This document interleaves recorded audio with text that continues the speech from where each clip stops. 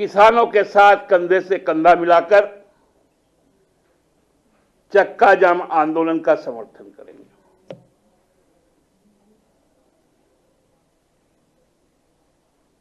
हम लोग चाहते हैं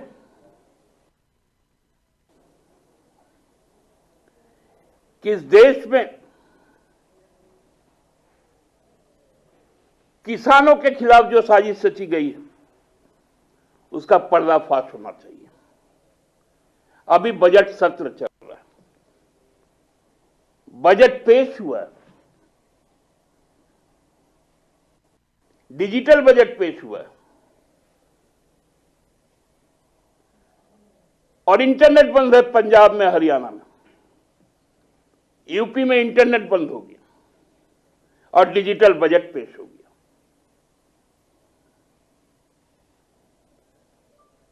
नया संसद बनने का जो परिकल्पना हुआ, आरटीआई में आया है कि संसद में पेपर रखने में स्थान कम हो गया था, इसलिए नया संसद भवन चाहिए। डिजिटल बजट का प्रचार किया जाएगा।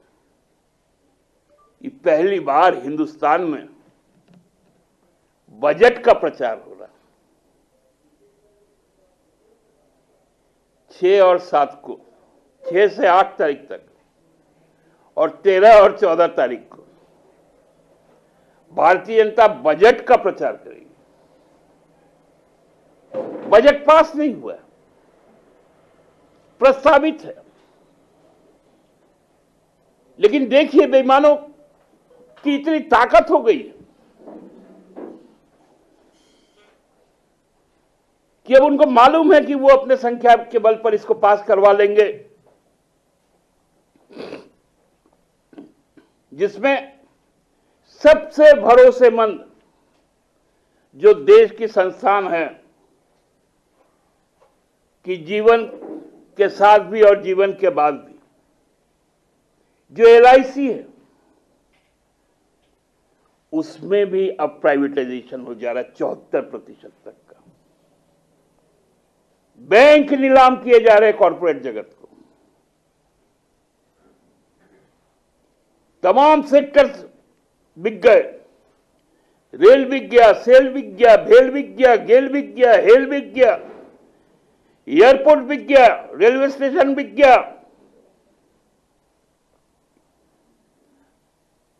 ओएनजीसी आईओएल बिक गया, जवानों की नौजवानी बिक गई, किसानों की किसानी बिक गई। और बजट का प्रचार होगा कि 75 साल से ज्यादा उम्र के लोग रिटर्न ना भरें, आपका पैसा हम खुद ही काट लेंगे। यही होगा बजट का प्रचार। मनरेगा में कितना पैसा आया, शिक्षा में कितना पैसा आया, डिफेंस में क्यों, जब चुनौतियां बड़ी है क्यों घट गया पैसा?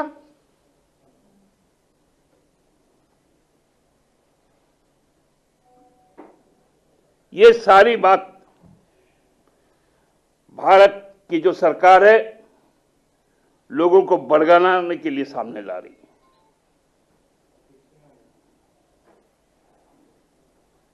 केवल और केवल झूठ और फरेब। भारतीय जनता पार्टी का आज का एक, हमको लगता है, राजधर्म बन गया। इसलिए किसान के इस आंदोलन को और मजबूत बनाने के लिए झारखंड मुक्ति मोर्चा अब किसानों के द्वारा जो भी कार्यक्रम तय किए जाएंगे, हम उनके साथ हैं, हम उनके साथ रहेंगे। आप सबको धन्यवाद। कोई प्रश्न है तो वो आमंत्रित है।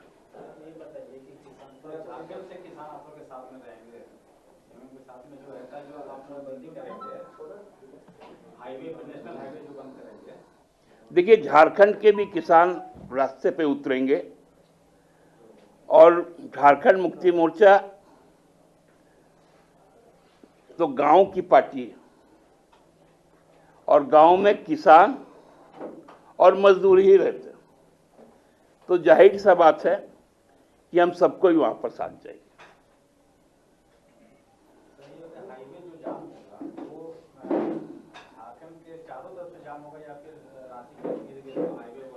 जहां जहां किसान संगठन आएंगे वहां वहां हमारे लोग उनके साथ चल जाएंगे। ये कह सकते हैं कि पूरे झारखंड जो है 6 घंटे के लिए जाम होगा। 3 घंटे के लिए, 12 बजे से 3 घंटे।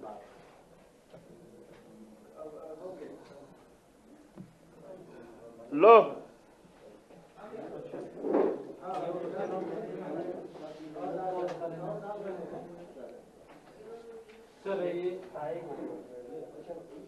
देखिए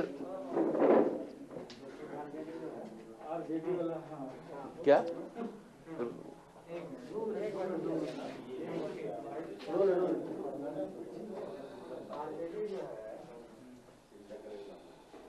मधुपुर सीट को लेकर अभी भी दावेदारी नहीं हो रही है। आरजेडी कह रही है मंत्री पद से कुछ नहीं होता है, चुनाव लड़ेगी।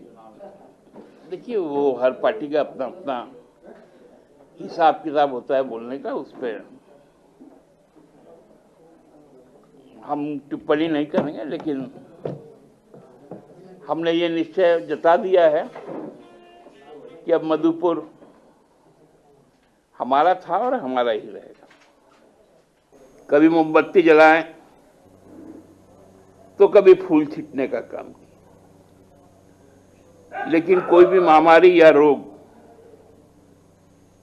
वो ठीक होता है दवाई से, साथ में दुआ का भी काम होता है। लेकिन इस हास्यास्पद कामों से लोगों का जब वितृष्णा सामने आया, उस वक्त हमारे देश के माननीय प्रधानमंत्री ने सामने आकर एक राहत देने की बात की। राहत क्या था? 20 लाख करोड़ का पैकेज। ये 20 लाख करोड़ का पैकेज सुनकर ही आधे लोगों को जो कोरोना हुआ था वो स्वस्थ हो गए, और जो स्वस्थ लोग थे उनको कोरोना हो गया। मतलब इतनी बड़ी धनराशि आएगी कहां से, ये किसी को नहीं मालूम था। प्रधानमंत्री जी के जाने के बाद उनका जो उड़ाया हुआ पतंग था, उस पतंग को लपेटने में माननीय वित्त मंत्री को 5 दिन लगा कि ऐसा फेंका हुआ एक बॉल है, उसको वापस कैसे लाए। उसी दौरान कॉर्पोरेट जगत में भी हलचल हुआ। भाजपा की चुनिंदा जो कंपनियां थी, उनका अचानक से आय बढ़ने लगा, और सरकार ये 20 लाख करोड़ लाएगी कैसे, इस उधेड़बुन में लग गई। न जाने कैसी कैसी घोषणाएं हुई, लेकिन जो खतरनाक घोषणाएं हुई उस वक्त, वो एक तो कोयले का कमर्शियल माइनिंग की बात की गई, और कृषि सुधार के नाम पर 3 कानून लाए गए, जिसमें कॉर्पोरेट कॉन्ट्रैक्ट फार्मिंग, बाजार को समाप्त करना, एस्मा को हटाकर जो जमाखोरी है होर्डिंग को, उसको लीगलाइज करना, और एमएसपी का घोषणा ना करना। जून महीने से किसानों ने पूरे देश के किसानों ने सरकार के इस कदम का विरोध किया, क्योंकि जो कानून कभी भी किसी भी किसान संगठन ने मांगा ही नहीं था, केवल और केवल उनके जमीन को छीनने के लिए, उसके जमीन को मारने के लिए, उसकी उपज को लूटने के लिए कॉरपोरेट जगत का ये कानून लाया गया। लोग आंदोलन में आ गए। भारतीय जनता पार्टी की जो सबसे पुरानी अलायंस थी, शिरोमणि अकाली दल, पंजाब की पार्टी है, जहां सबसे ज्यादा किसानी होती है,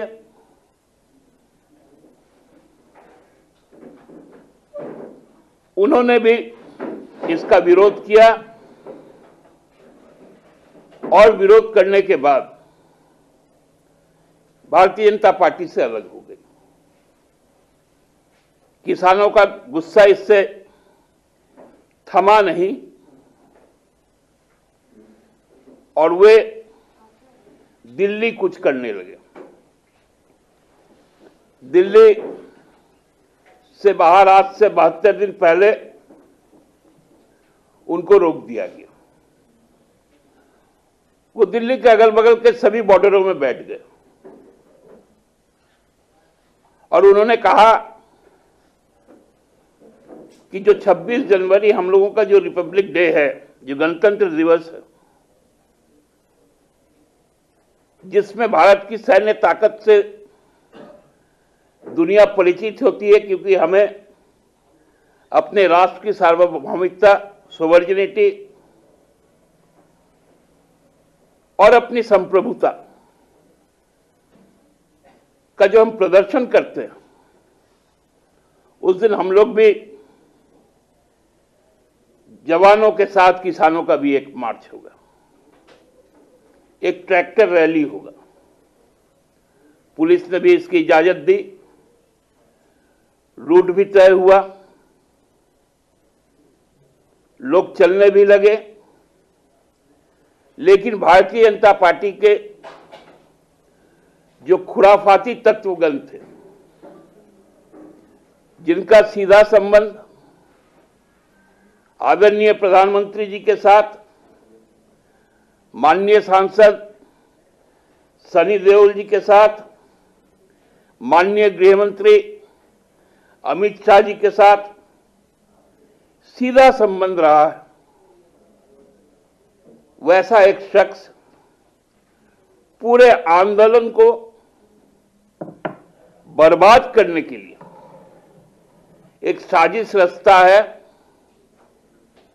और जो पवित्र दिन है हिंदुस्तान का 26 जनवरी, उस दिन राष्ट्रीय प्रतीक लाल किले पर पहुंच जाता है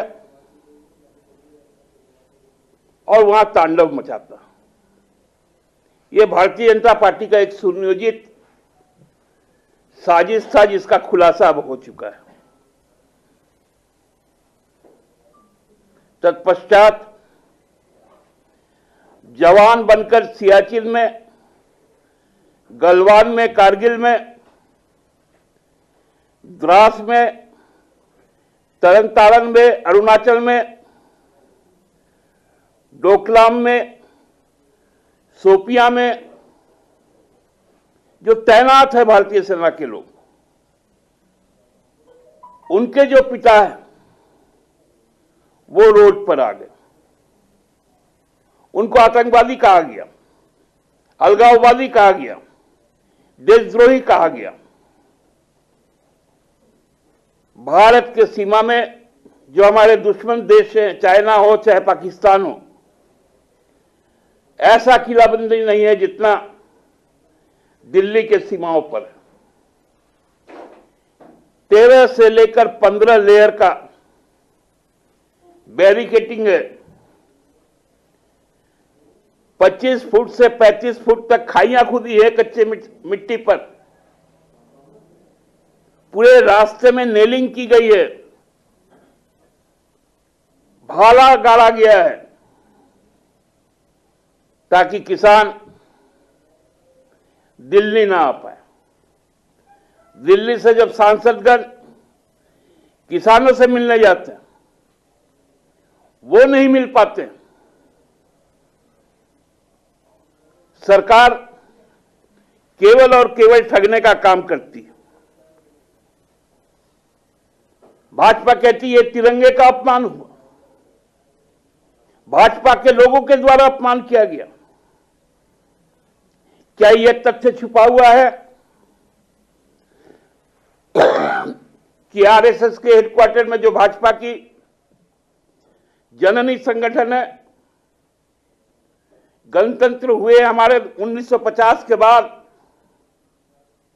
पहली बार तिरंगा फहरा था 2002 में 26 जनवरी को नागपुर में। वो सिखाता है कि तिरंगा किसका प्यारा है।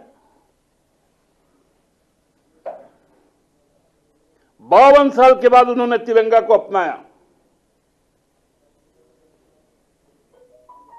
आज भारतीय जनता पार्टी को तिरंगा याद आ गया। हेडगेवार और गोलगांवकर ने कहा था कि हम ब्रिटिश हुकूमत के खिलाफ कोई आंदोलन में नहीं जाएंगे। वो भारत की स्वाधीनता और संप्रभुता की बात करता है। भाजपा के लोग जाकर तिरंगे का अपमान करें।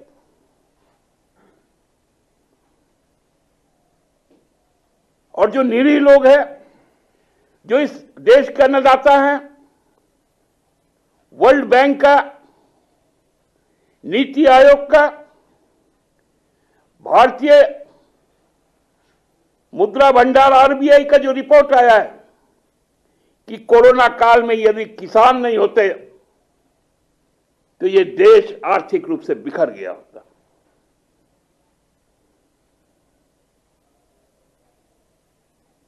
इस देश को बचाने में किसानों ने ही योगदान दिया। आज उसी कृषि सेक्टर को बेचने पर आमादा हो गई है सरकार।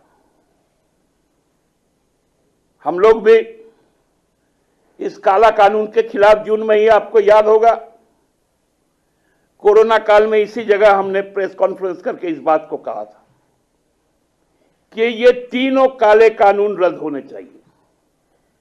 लेकिन पहले अध्यादेश आता है, फिर जबरन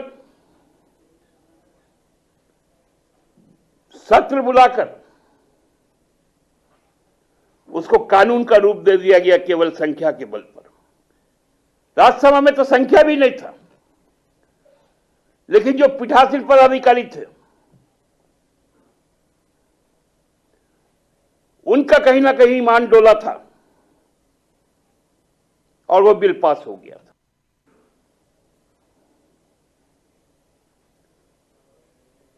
तब से लोग आंदोलन में, और हम लोग भी इसका विरोध करते हैं। अब अगला आंदोलन का कदम 6 फरवरी को है, यानी कल है। कल 12 बजे से 3 बजे तक का किसानों के द्वारा हाईवेज का चक्का जाम किया जाएगा। झारखंड मुक्ति मोर्चा किसानों के इस आंदोलन में उनके साथ खड़ी। हमारे, देखिए, निर्लजता की एक हद होती है। एक सांसद लोकसभा के पटल पर यदि कोई आंकड़ा पेश करता है तो उसके पीछे कुछ सच्चाई होनी चाहिए। मैं भी आंकड़ा लेके बैठा हुआ, 2019 का भी और 2020 का भी। इसलिए अब चूंकि उनका सारा खेल धीरे धीरे समाप्ति की ओर है, फर्जी जमीन, फर्जी तरीके से पैसा कमाना, लोगों से किस प्रकार एक्सटॉर्शन करना, सारी चीजें अब सामने आ जा रही हैं। अब न्यायालय बहुत जल्द उस पर निर्णय भी लेने वाला है। तो हमको लगता है कि उसी डर से उन्होंने इस बात को कहा है। और देखिए, एक बात और मैं आपको बता दूं, कितनी शर्म की बात है। मुख्यमंत्री कोई व्यक्ति नहीं होता, प्रधानमंत्री कोई व्यक्ति नहीं होता, वो एक संस्थान होता है। आप उस पर एक अनर्गल आरोप लगा रहे हैं, जिस आरोप का कोई आधार नहीं, और इसी प्रकार के आरोप के कारण आप पर यहां पर मानहानि का दीवानी मुकदमा दायर है। आपने उस बात को क्यों नहीं कहा? आपको उद्धृत करना चाहिए था। जिनके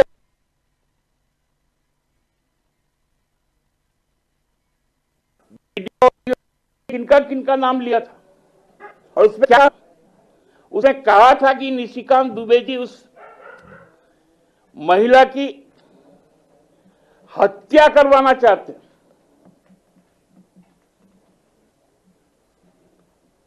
हमको तो समझ में नहीं आता। खैर, अफसोस भी नहीं होता है जब देश का पूर्व गृह राज्य मंत्री किस तरह के, हम लोग सबको ही जानते हैं,